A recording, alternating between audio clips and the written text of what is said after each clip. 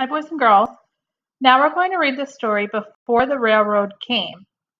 I will stop when we get to our new vocabulary words so that we can remember what they mean, and it will help us to understand the story a little bit better. Before the Railroad Came, written by Jerry Kraft, illustrated by Doris Ettlinger. My name is Samuel.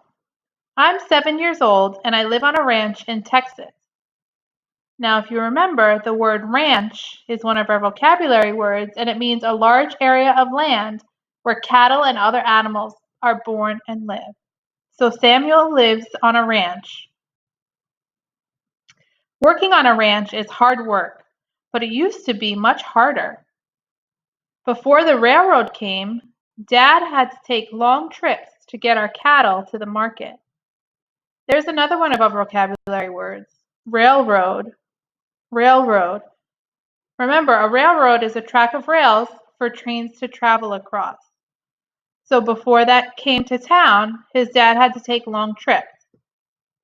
Sometimes it was weeks before he returned home. Oh, and I see another of our vocabulary words right here. The word cattle. It's a big animal with horns and hooves. So if I look at the picture, these animals with the big horns, those are the cattle. Before the railroad came, my brothers got to go with Dad on these trips. Dad promised me that he would take me with him when I got old enough. But then the railroad came. Now, Dad and my brothers load our cattle onto railroad cars.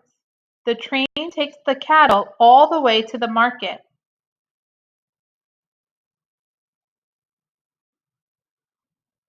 I know you've wanted to go on a cattle drive, Dad said, but the railroad is good for us.